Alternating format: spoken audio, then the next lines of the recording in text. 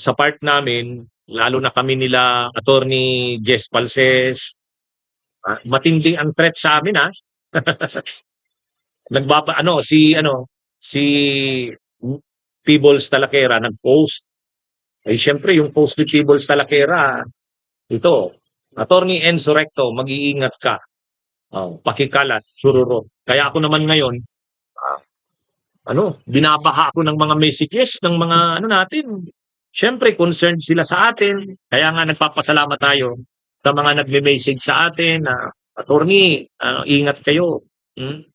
Kaya sa totoo lang mga kabunyog, salamat, salamat sa inyong concern sa lahat ng ating mga kababayan, nakakaano naman na sa totoo lang, binabaha talaga. Halos puno na ang aking messenger ng mga messages.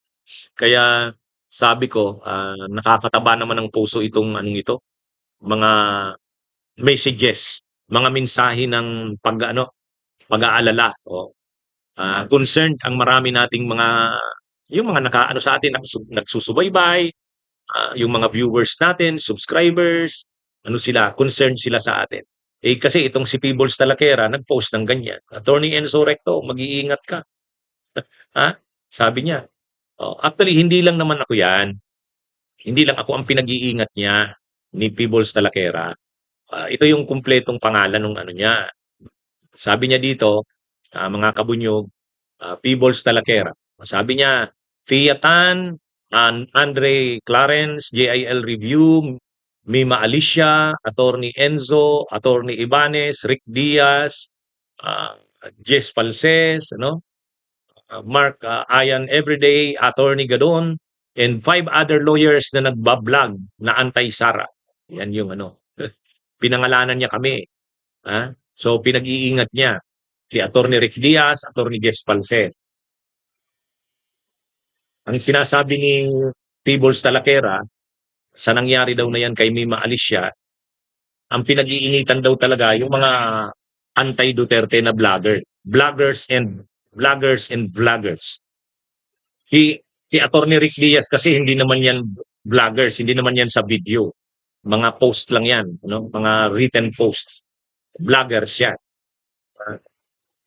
Pero kami nila, si Attorney Ibanez, ayun yung rocker yun na lawyer. Ano yun? Ano din yun, nabanggit din si Attorney Jess Palces. Si Attorney Rick Diaz nag-react na. Nag-react na si Attorney Rick Diaz. Sabi ni Attorney Rick Diaz, mga kabunyog, ito kasi si Attorney Rick Diaz, kababayan ko to. Ito muna, si Attorney Jess Palces. Sabi ni Attorney Jess Palces, thank you for the warning, Peebles. So yun, pinasalamatan niya si Peebles sa warning sa kanya at sa amin. Ayan. Si Attorney Rick Diaz naman, ito si Attorney Rick Diaz, Agent Rick Diaz. Ano kasi ito? Director to dati ng NBI, National Bureau of Investigation. Abogado ito, kababayan ko ito sa Bicol. Kababayan ko. Pero dito na yan sa hindi yan sa Bicol naka-based.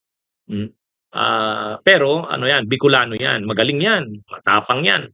Yan yung siya yung assigned yata siya sa Mindanao noon bilang regional director nung panahon ng ni Ampatuan. Alam ko siya yung umaresto kila Ampatuan noon. Itong si Agent Rick Diaz, attorney yan attorney na NBI regional director. Ngayon kasama siya sa pinangalanan. Kasama ko si Attorney Jess Palces. Ang sagot ni Attorney Rick Diaz, kasama ako sa top 10 na vloggers na gustong patayin ng mga DDS.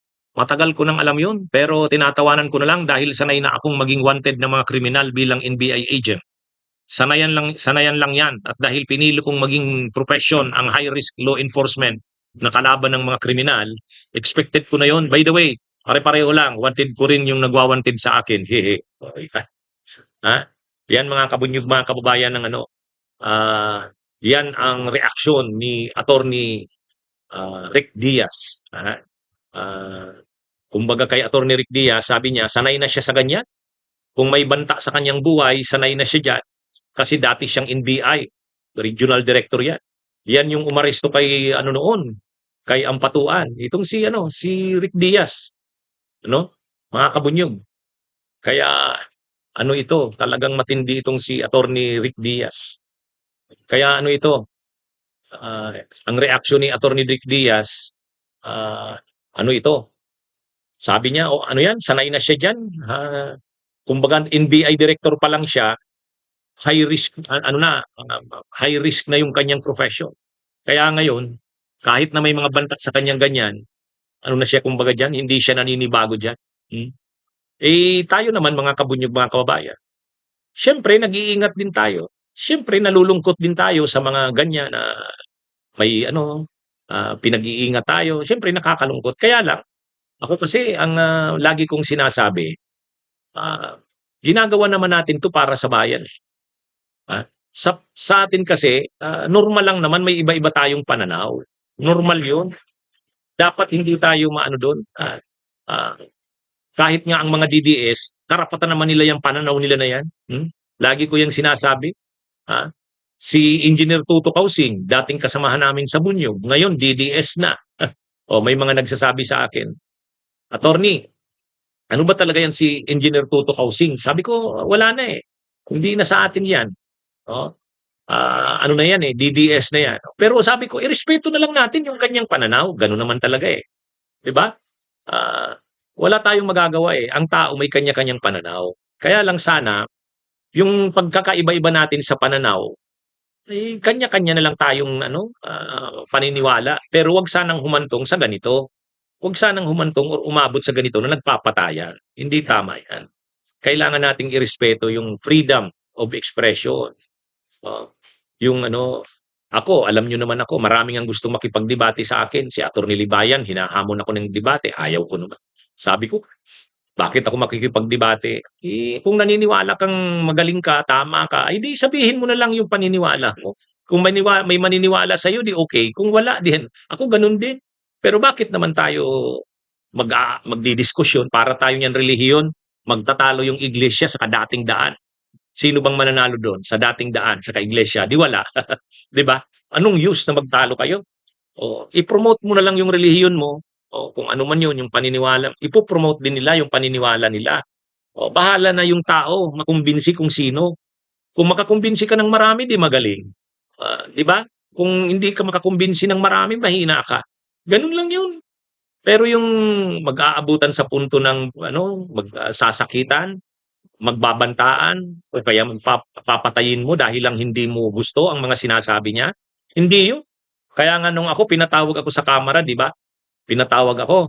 Oh, nagharap kami ni Marcoleta. Anong sabi sa akin? "I want him to apologize, Mr. Chair." Anong sabi ko? "I'm sorry, Mr. Chair, I will not apologize." Opinion ko 'yun. 'Di ba? 'Di ba, mga kabunyog, mga kababayan?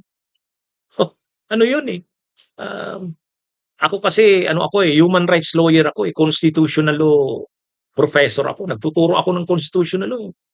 Oo.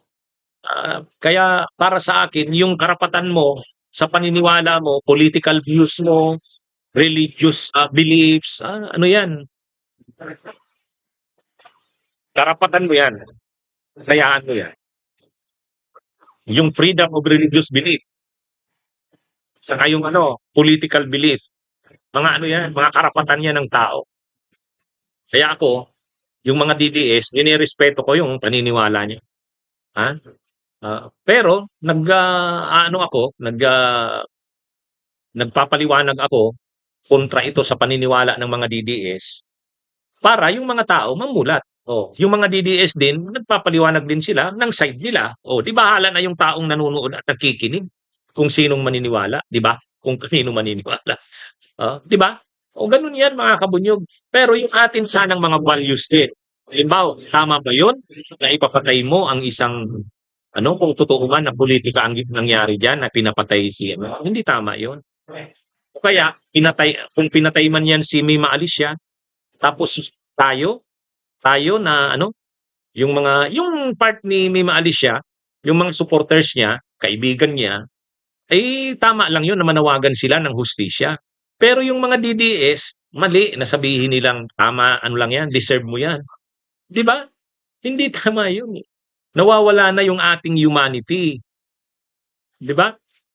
Ah, kaya ano ito mga kabunyog sa totoo lang, ako hindi ako nagmumura sa mga DDS, hindi ko minumura 'yan.